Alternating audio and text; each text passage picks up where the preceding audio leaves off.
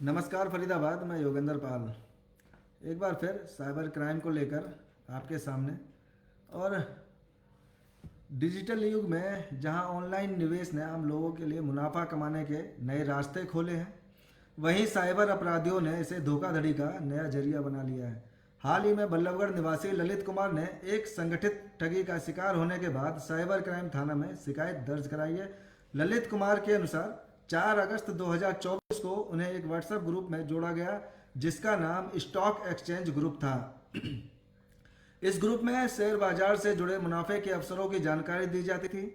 शुरुआत में यह ग्रुप भरोसेमंद लगा क्योंकि इसमें पेशेवर तरीके से स्टॉक खरीदने और बेचने की जानकारी साझा की जा रही थी।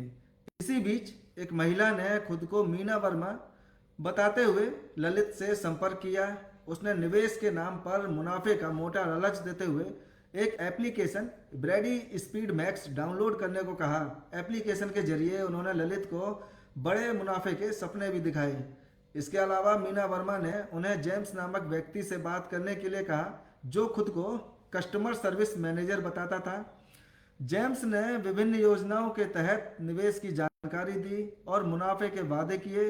हालांकि इन वादों के पीछे असली मकसद धोखाधड़ी करना था।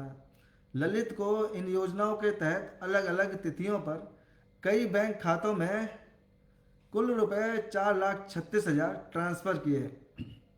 शुरुआत में एप्लीकेशन ने उन्हें निवेश पर मुनाफा दिखाया, लगभग 9 लाख रुपए।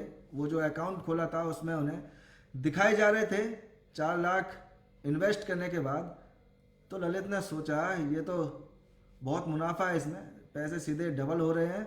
लेकिन जब उन्होंने अपनी रकम निकालने की कोशिश की तो उनसे इसके अलावा 7,95,000 रुपये जमा करने की मांग की गई। जब आप 7,95,000 रुपये जमा करेंगे तभी आप अपने ये मुनाफे के जो पैसे हैं वो निकाल पाएंगे। जिसके बाद ललित को एहसास हुआ कि यह एक सुनियोजित ठगी थी और इस घटना ने एक बार फिर ऑनलाइन निवेश में सतर्कता की आवश्यकता को रेखांकित किया है।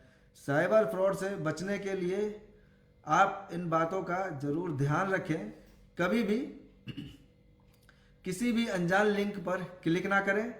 संदिग्ध ऐप्स या प्लेटफॉर्म पर अपनी जानकारी साझा ना करें। निवेश से पहले किसी भी योजना की वैधता की जांच करें और किसी अनजान व्यक्ति द्वारा भेजे गए निवेश के प्रस्ताव को तुरंत खारिज कर दें। अगर आपके साथ ऐसा कोई मामला हो तो तुरंत साइबर क्राइम पोर्टल पर शिकायत दर्ज करें। इसके अलावा संबंधित बैंक और पुलिस को भी इस बारे में सूचित करें। इस तरह की घटनाएं यह दिखाती हैं कि डिजिटल लेन देन और ऑनलाइन निवेश के साथ सतर्कता बेहद ज़रूरी है। फरीदाबाद की यह घटना अन्य लोगों के लिए चेतावनी है कि वे किसी भी निवेश से पहले पूरी जानकारी प्राप्त करें और अनजान योजनाओं से बचें। तो फरीदाबाद आपको लगातार दिखा रहे हैं कि किस तरह से लोग आपके अकाउंट को खाली कर सकते हैं। आज भी हमने सुबह एक खबर दिखाई थी जहां व्यक्ति के साथ 4.5 लाख रुपए की धोखाधड़ी हुई थी। ऑनलाइन फ्रॉड हुआ था, उसके बैंक से पैसे निकाले जा रहे थे, उसका मोबाइल हैक करके उसके पास ओटीपी आ रहे थे और मैसेज आ रहे थे पैसे कटने के, लेकिन वो कुछ नहीं कर पा रहा था। तुरंत भागकर अपने बैंक में गया। वहाँ जब तक उसने बैंक कर्मचारियों को इस घटना की जानकारी दी और उन्होंने अपने सिस्टम पर जब तक इसको रोकने की कोशिश की तब तक उसका अकाउंट खाली हो चुका था। शुरू में 1 आध लाख रुपए कटे थे, लेकिन तभी वो बैंक पहुंच गया और बैंक के अंदर मौजूद होते हुए भी वो अपने पैसे नहीं बचा पाया, अपने पैसों को नहीं रोक पाया।